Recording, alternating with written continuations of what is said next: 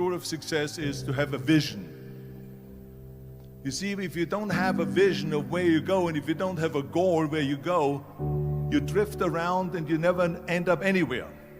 It's like you can have the best ship in the world, you can have the best airplane in the world. If the pilot or the captain doesn't know where to go, it would just drift around. It would not end up anywhere, or most likely in the wrong place.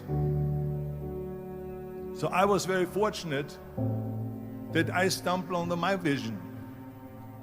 I mean, as you know, I was born in 1947 in Austria after the Second World War. And I didn't really like Austria when I grew up. I couldn't wait to get out of there. I couldn't see myself becoming a farmer or a worker in a factory or anything like that, even though my parents wanted me to stay there and have a normal life. My father wanted me to become a police officer like he was. My mother wanted me just to stay there and marry a girl with the name of Heidi, hopefully, and have a bunch of kids and run around like the Van Trapp family in The Sound of Music. But that was their vision, not mine. My vision was totally different. I felt that I was born for something special, for something unique, for something big. You know how great it felt that I knew where I was going? Imagine the majority of people don't know where they're going. When you have a goal, when you have a vision, everything becomes easy. Because remember that in America, for instance, when you study, you will see the percentage of people that like their jobs. 74% hate their job in America. Now, there is not much different when you come to Europe. The majority of people don't like what they're doing because they're really not doing it because they didn't have a goal and they followed this goal. They just aimlessly drift around, and then all of a sudden there's a job opening, so they get that job because you have to work. But then when you work, it's a chore. It's work. It's not fun. So if you think about, only a quarter of the people really enjoy what they're doing in life. That is unbelievable if you think about it. So I felt so blessed that I knew what I was doing. It's like a medical student that studies and knows he wants to become a doctor. You know where to go. So I knew where to go. So people always ask me, when they saw me in the gym in the pumping iron days, they say, why is it that you're working out so hard? 5 hours a day, 6 hours a day, and you have always a smile on your face. The others are working out just as hard as you do, and they look sour in the face. Why is that? And I told people all the time, I said, because to me, I'm shooting for a goal. In front of me is the Mr. Universe title. So every rep that I do gets me closer to accomplishing that goal, to make this goal, this vision turn into reality. Every single set that I do, every repetition, every weight that I lift will get me a step closer to turn this goal into reality. So I couldn't wait to do another 500-pound squat. I couldn't wait to do another 500-pound bench press. I couldn't wait to do another 2,000 reps of sit-ups. I couldn't wait for the next exercise, for the next half hour of posing and all the kind of things that you have to do to be a champion. And with the age of 20, I went to London and I won the Mr. Universe contest as the youngest Mr. Universe ever. And it was because I had a goal.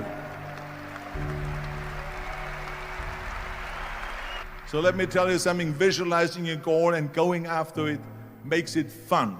You got to have a purpose no matter what you do in life. You got to have a purpose.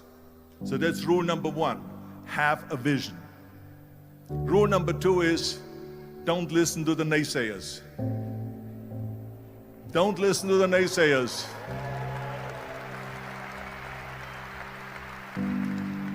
Everything I ever did, the thing that I heard out of people's mouth was, that's impossible. That can't be done. Or no.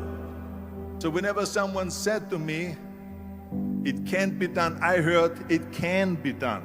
When they said no, I heard yes. And when they said it's impossible, I heard, it is possible. I'm a strong believer of what Nelson Mandela said, that everything is always impossible until someone does it. Well, I'm going to be the one, I said to myself, I'm going to do it and I'm going to show it to them. Maybe it has never been done before. That's perfectly fine with me. But I'm going to do it. And I did not listen to the naysayers. The next thing, the third point that I'm going to make to you is, before we sit down with Jürgen and talk about the rest of the three, is work your ass off. There is no magic pill. There is no magic out there. You cannot get around. You have to work and work and work. And it drives me crazy when people say that they don't have enough time to go to the gym for 45 minutes a day and work out. Or to do something for 45 minutes to an hour a day to improve. If it is physically improve or if it is mentally to improve. Imagine you read 1 hour a day about history. How much you will learn after 365 hours in 1 year. Think about if you study about the history of musicians, of composers, how much you would know. Imagine if you would work on a business, on some business that you want to develop every day for an hour. Imagine how further along you will go and get. So it drives me nuts because when people say we don't have the time, we have 24 hours a day. We sleep 6 hours a day, so that gives you still 18 hours. Now there's someone shaking their head out here in front. They say probably, I don't sleep 6 hours, I sleep 8 hours, right? Or just sleep faster.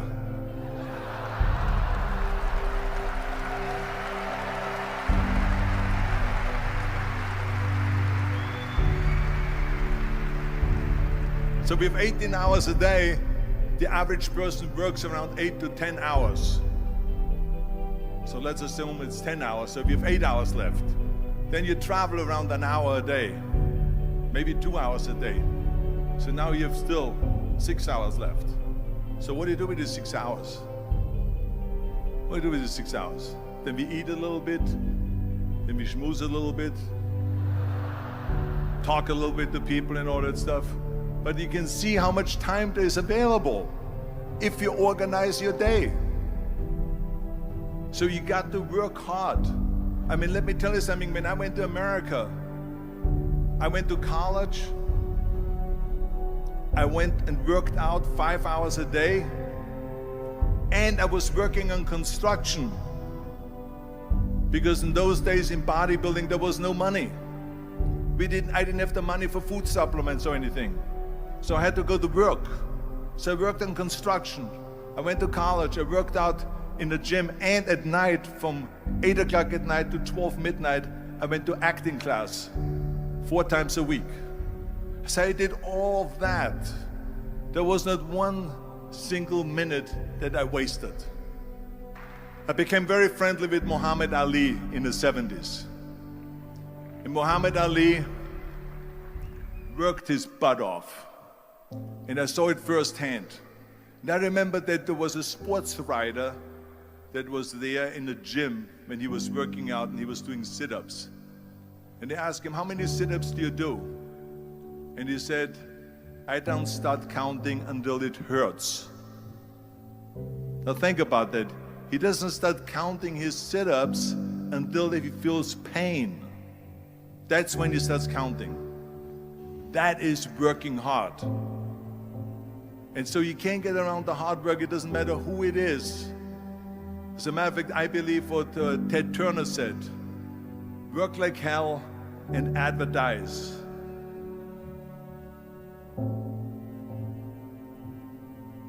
You get it? Work like hell, go to bed, and early to rise, work like hell and advertise. So you work your ass off, and then you let the world know about your work. That's what it is all about.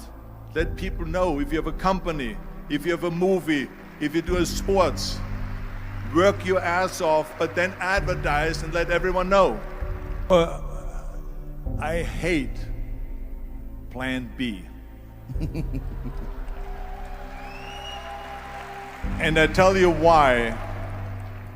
Because we have so many doubters, as I've said earlier, the no-sayers.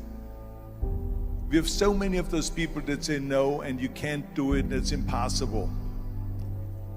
That is okay, because we just turn off, as I said earlier, and we listen and we hear the no being a yes. You can't do it, you can do it, and all of that. So that is possible to do that amongst all the negative people around you. But when you start doubting yourself, that's very dangerous. Because now what you're basically saying is that if my plan doesn't work, I have a fallback plan, I have a plan B.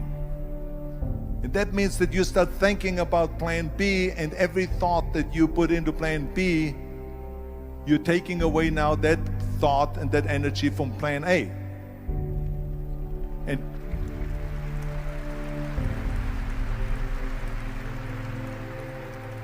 And it's very important to understand that we function better if there is no safety net, because plan B becomes a safety net. It says that if I fail, then I fall and I get picked up and I have something else there that will protect me. And that's not good, because people perform better when there's no safety net. People perform better in sports and everything else if you don't have a plan B. To me, it is very dangerous to have a plan B, because you're cutting yourself off from the chance of really succeeding. And the reason, one of the main reasons why people want to have a plan B is because they are worried about failing. What is if I fail, then I don't have anything else? Well, let me tell you something. Don't be afraid of failing, because there's nothing wrong with failing. You have to fail in order to climb that ladder. There's no one that doesn't fail. We all fail. It's okay.